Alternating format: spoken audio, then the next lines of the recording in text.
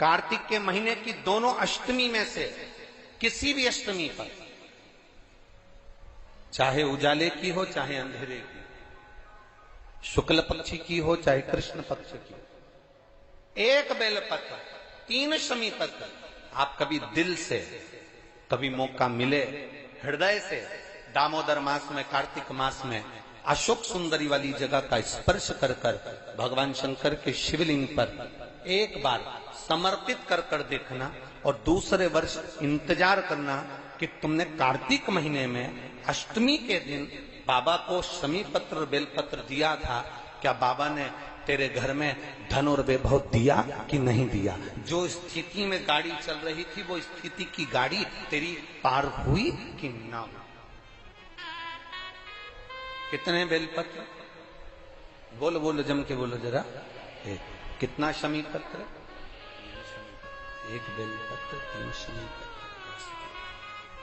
ये जो कार्तिक महीने में, दामोदर मास में आप एक बेलपत्र और 3 शमी पत्र अष्टमी के दिन, चाहे शुक्ल पक्ष की हो चाहे कृष्ण पक्ष की हो, ये दोनों अष्टमी में से किसी भी अष्टमी को जब आप समर्पित करें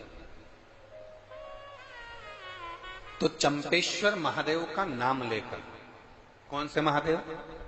जम के बोलो जरा, सबकी आवाज आना चाहिए। चंपेश्वर महादेव, केवल चंपेश्वर महादेव का नाम लेकर आप अशोक सुंदरी का स्पर्श कराकर शंकर भगवान के शिवलिंग पर समर्पित करें। अशोक सुंदरी तो मालूम है ना सबको? जैसे ये शिवलिंग, ये जलाधारी, ये बीच में से जो 2 लाइन गई, गणेश कार्तिकेय, और बीच में एक लाइन जाती है मोटी सी शिवलिंग के सम्मुख में, उसको अशोक सुंदरी का स्थान कहा गया। शंकर भगवान के ऊपर जो जल की जलाधारी लगती है, जिसमें से बूंद बूंद पानी गिरता है, वो भगवान शंकर की 5 बेटियां हैं जो ऊपर कलश के रूप में रखी रहती हैं, जिसमें से बूंद बूंद जल नीचे गिरता है। जया, विषहरा, श्यामली बारी, दौतली, देव। शिव जी की 5 बेटी, शंकर भगवान की 6ठी बेटी अशोक सुंदरी बीच में।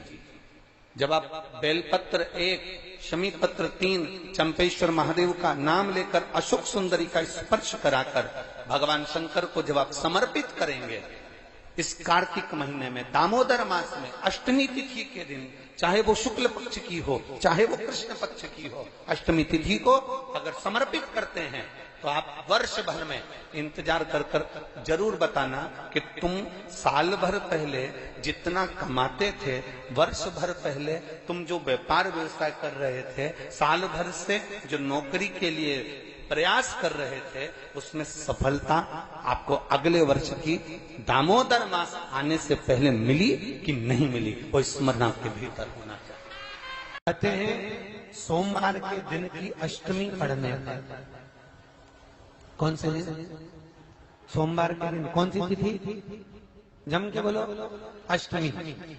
सोमवार के दिन अगर अष्टमी तिथि पड़े और उस दिन अगर 5 बेलपत्र भगवान शिव को समर्पित कर दिए जाए तो व्यक्ति जो सोचकर, जिस कामना से, जिस मनवांछित फल के लिए बेलपत्र चढ़ाता है, उसकी वो कामना मात्र 3 महीने में पूरी हो जाती है। मात्र 3 महीने। मतलब आपको इंदौर की कथा में बताया था, जिस दिन शंकर और पार्वती के मिलन का दिवस हो, और केवल एक माता पार्वती के अकेले मिलन का नहीं, 64 योगनिया तक भगवान शंकर से मिलने के लिए आती है।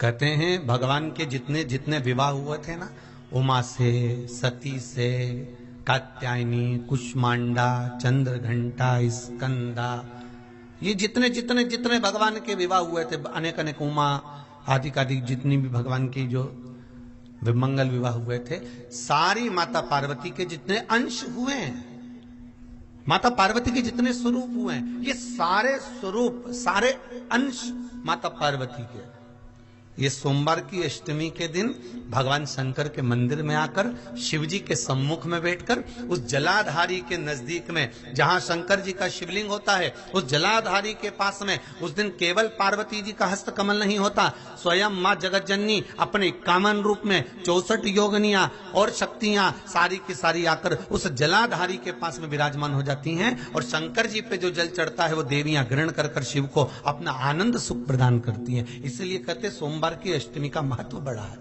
बहुत। अभी 2 पड़ गई हैं, अब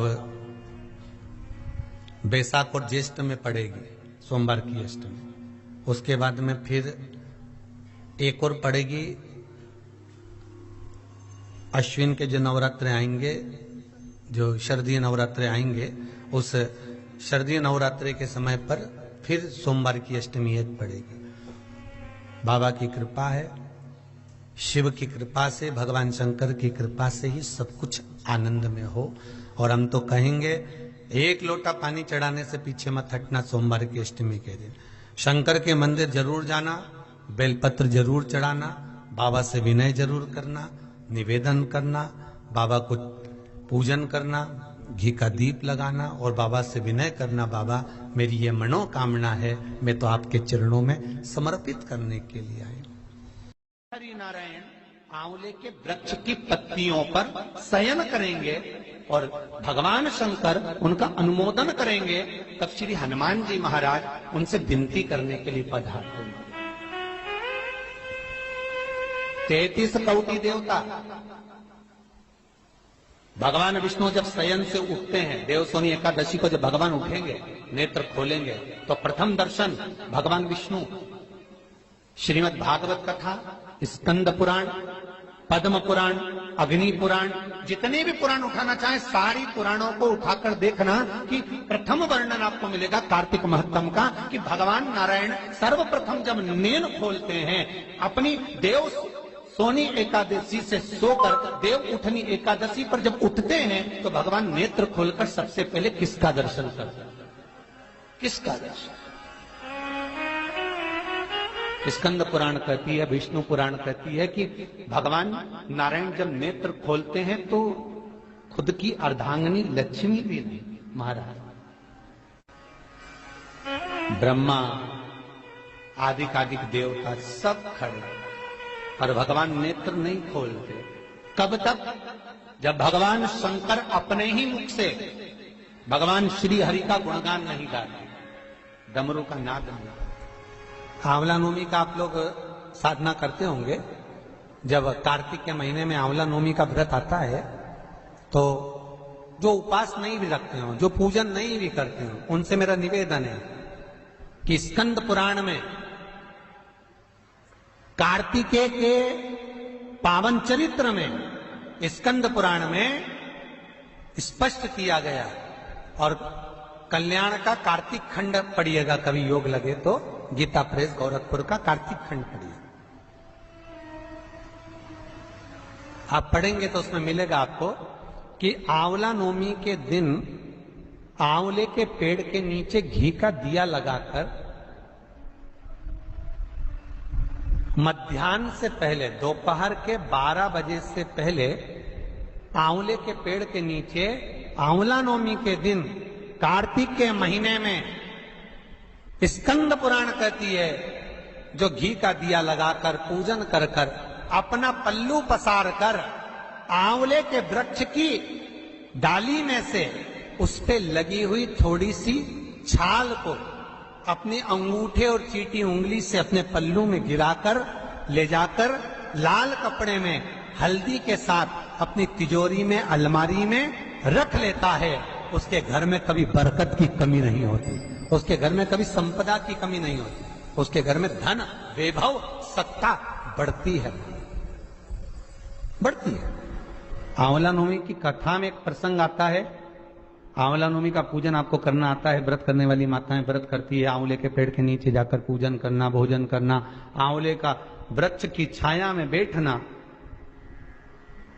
उस दिन किसी को अपशब्द ना कहना, आंवले की पूजन कर कर अपनी झोली को पसार कर चीटी उंगली और अंगूठे से आंवले की छाल को थोड़ा सा पल्लू में गिरा लेना, उस छाल को ले जाकर अपनी बरकत में, अपनी अलमारी में, अपनी तिजोरी में रख देना, यह आंवला नवमी की पूजन का विधान है। संपदा के एक बहुत अच्छा समय रात्रि के 9:15 का एक समय होता है। जिस व्यक्ति का रोग, बीमारी समाप्त नहीं हो रही हो, हॉस्पिटल में पड़ा हुआ है, कोई बहुत भारी बीमारी में ग्रसित है, छूट ही नहीं पा रहा, तो रात्रि को 9:15 पर किसी भी दिन शंकर भगवान के शिवलिंग का, जो तुम्हारे घर में शंकर जी विराजमान हो उसका, या शंकर जी के मंदिर में जाकर शंकर जी का थोड़ा सा जल, उसमें थोड़ा सा आंवला पड़ा हुआ, मतलब आंवले के पानी से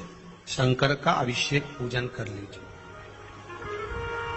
उसका नाम लेकर कर लो जो रोग से ग्रसित हो।